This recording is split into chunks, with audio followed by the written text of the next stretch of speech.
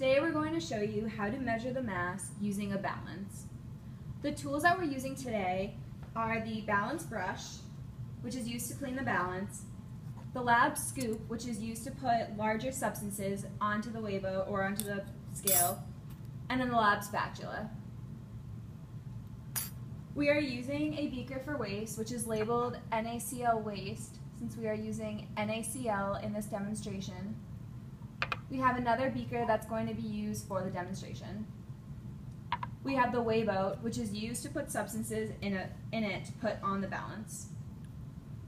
Then we have the actual balance. To get started, you first want to clean the balance. First, remove the lid, then the glass surrounding.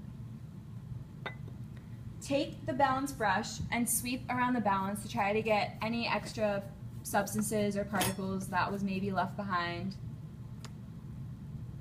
When you finish, reassemble it, starting with the glass and then finishing with the lid. There are two methods that you can use when you're trying to measure the mass of a substance on the balance. The first method that we're going to show you is a method called tairing. This method isn't commonly used because it is a shortcut. Don't do this unless your instructor says so. To start tairing, you remove the lid, turn the balance on, and make sure that the balance is set to 0 by zeroing it. You take the beaker or whatever object is going to be used to hold your substance. Once the mass is measured for that container, you zero it. You then can start to measure the mass of your substance.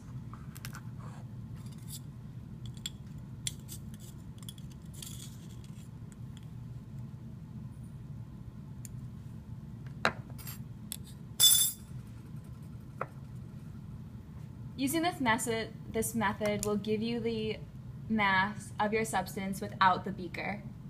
Make sure to write it down.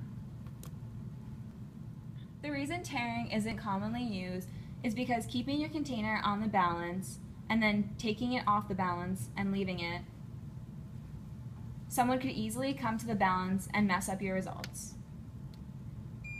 They could zero the balance, and then when you return back to your workstation, your data is lost.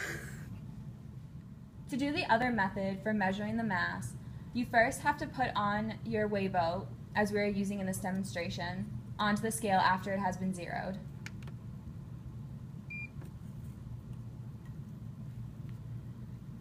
Take the measured mass of the weighboat.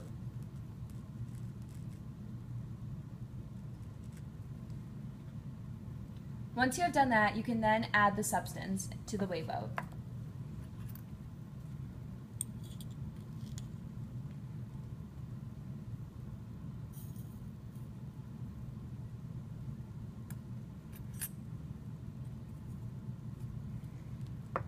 Record the new measured mass.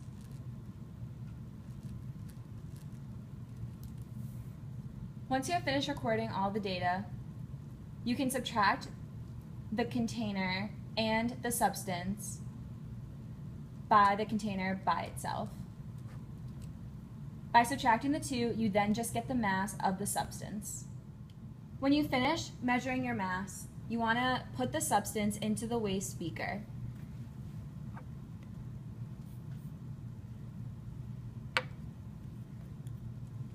Then you clean up the balance by taking off the circular glass and using the balance brush to sweep it up.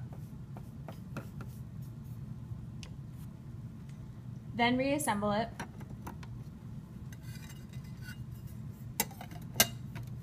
And turn the balance off. You then return everything to its proper cabinets. Here are some of the mistakes that you should try to prevent when you're measuring the mass.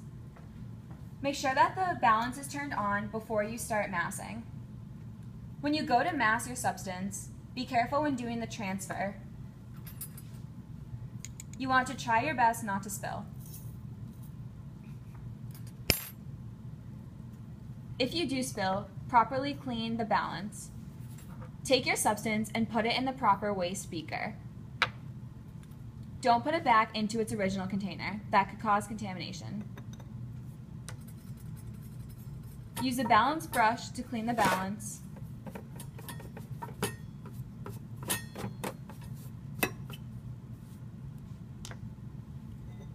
Then reassemble and start over. You want to make sure you don't leave your substance unattended.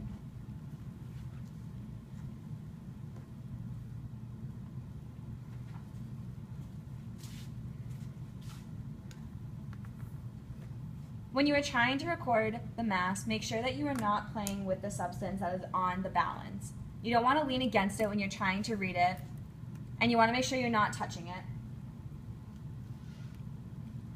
Once you get the proper mass, you want to record it next to you. Don't record it with your paper across the room with the number in your head. You will forget the correct mass.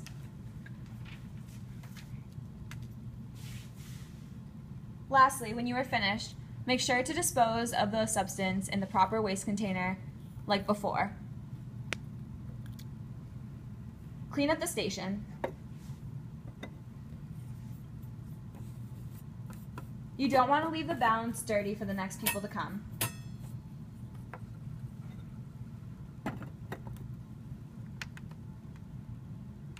Make sure you remember to turn the balance off when you are finished as well.